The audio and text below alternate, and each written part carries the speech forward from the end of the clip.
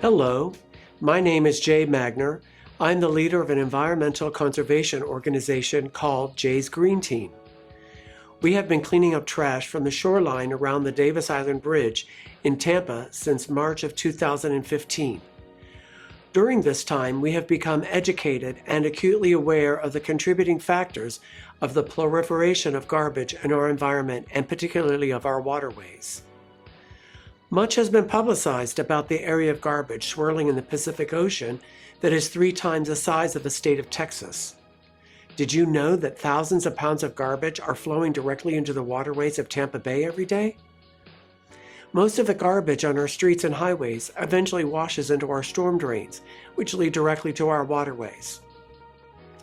Recently, the city of Tampa installed 48 storm drain protectors, or inlet baskets, like the ones pictured here.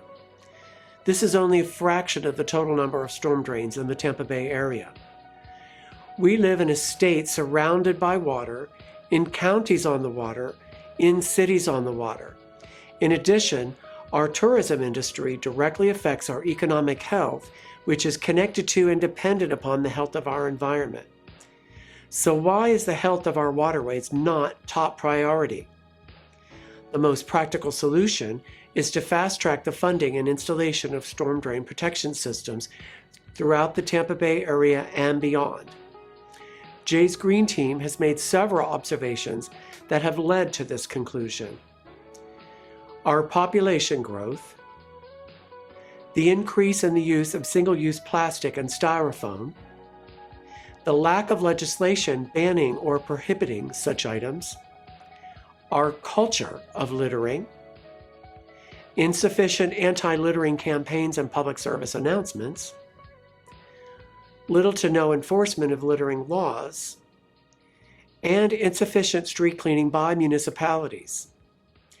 So do we wait for storm drain protection systems to materialize, or do we do what we can right now to be in the solution? Here are simple tips that many of us are already aware of that take little to no effort and do not decrease our quality of life. If you see trash, pick it up, even 2 or 3 pieces a day. Keep the streets and sidewalks around your home free of trash. Make sure you recycle. Here is the quickest way to find the guidelines for your municipality. Go to tampabayrecycles.org, click on your municipality. It is easy as 1, 2, 3. A universal quick tip is to never place any kind of plastic bags in recycle bins. Plastic bags such as these can be recycled at your local Publix grocery store, as well as styrofoam trays and egg cartons. If you live in an apartment complex that does not participate in recycling, you can recycle glass and plastic bottles and aluminum cans at Target. Okay, that's recycle. What about reduce and reuse? There are hundreds of ways to transition away from single-use items. We simply have to rethink how we do things. For instance, we don't wear new clothes every time we get dressed, or use a new pen every time we write something. So why do we use a new cup, straw, fork, and plate every time we eat and drink? Why do we use a new bag every time we shop? Did you know that nearly 5,800 plastic straws enter our environment every second? And they are not recyclable. And neither is plastic silverware. Did you know the average plastic bottle or cup takes nearly 300 years to decompose? So the first disposable plastic items ever made still exist in little bits and pieces somewhere in our environment. So here is what you can do. Get a water filtration system. This saves a lot of money and plastic waste. Take a set of reusable cutlery to eat on the go or at work. Take your own cup when you visit your favorite coffee shop or use the reusable cups they provide. Make sure you take your reusable bags shopping for groceries or at the mall. Take a reusable container for leftovers when dining out. Request that disposable cutlery not be included in takeout orders. If they include it anyway, ask they remove it and reuse it. Keep a reusable straw in your car.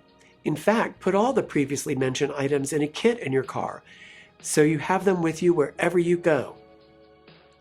One final environmental note.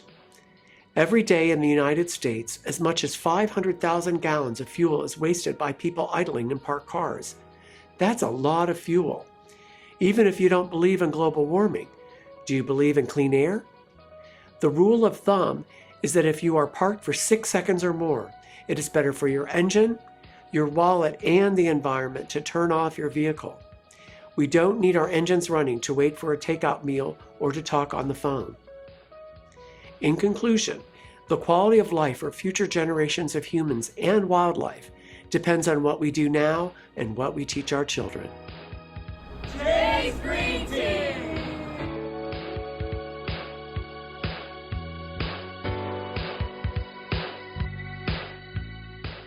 And I just wanted to get out here and, I don't know, do something with my life, like be helpful, be a contributing member to society, do something for my community.